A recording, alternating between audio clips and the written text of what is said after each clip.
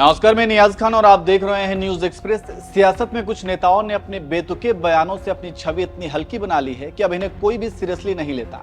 दरअसल इनका एक ही फंडा है कि सुर्खियों में बने रहने के लिए कुछ भी बोलते रहें। कंगना रनौत भी उसी कैटेगरी में आती हैं।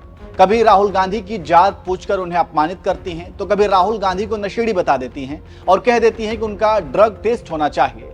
कंगना ने ऐसे कई बयान दिए हैं जिसे लेकर वो हमेशा विवाद होता रहा है और लोग इन्हें खरी खोटी भी सुनाते रहे हैं। अभी पिछले महीने ही 15 अगस्त के दिन इन्होंने अपने एक हैंडल पर स्वतंत्रता दिवस की बधाई दी थी, जिसके बाद लोगों ने इनकी फजीहत कर दी थी। क्योंकि आपको याद होगा कि कंगना ने एक टीवी शो में कह दिया था कि देश वास्तव में 2014 को ही आजाद हुआ, जब से मोदी सरकार बनी है। इससे पहले तो आजादी भीख में मिली थी।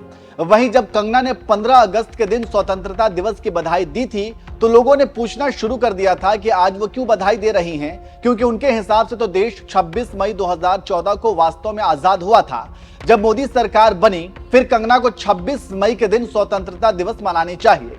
अच्छा, एक और बात कि कंगना रनौत को सिर्फ 15 अगस्त के दिन बधाई देने को लेकर ही फजीहत नहीं हुई थी, बल्कि कंगना ने अपनी डीपी में अपने फिल्म के प्रमोशन करने के लिए इंदिरा गांधी के लुक में तस्वीर लगाई हुई थी, जबकि प्रधानमंत्री मोदी ने सबको तिरंगा डीपी लगाने के लिए कहा था, लेकिन कंगना ने ऐसा नहीं किया था।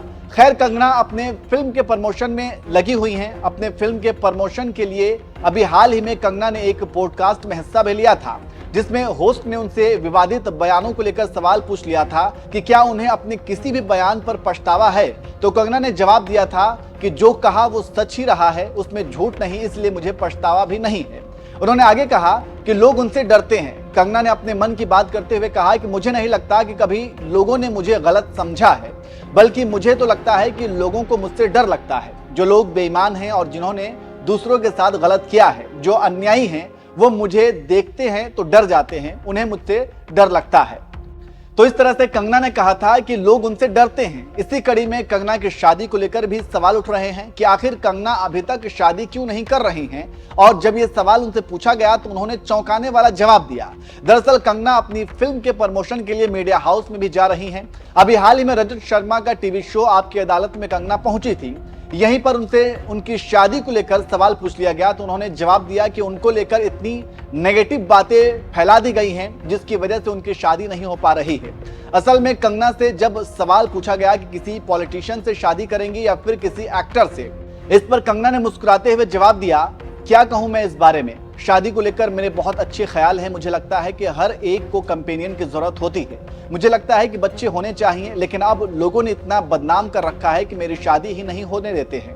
मेरे कोर्ट केस इतने आ जाते हैं कि जब भी किसी के साथ मेरी बात बननी शुरू होती है तो पुलिस घर पर आ जाती है, समन आ जाते हैं। एक बार तो होने वाले सास ससुर भी मेरे घर पर थे और समन आ गए तो फिर वो भाग गए। ये भी एक साइड इफेक्ट है, मजाक नहीं कर रही हूं। तो इस तरह से कंगना ने बताया कि उनकी शादी क्यों नहीं हो रही है और लोग उनसे शादी क्यों नहीं करना चाहते हैं। वैसे शादी को लेकर कंगना ने जो कुछ भी कहा उसे आप कैसे देखते हैं, कमेंट करके जरूर बताएं।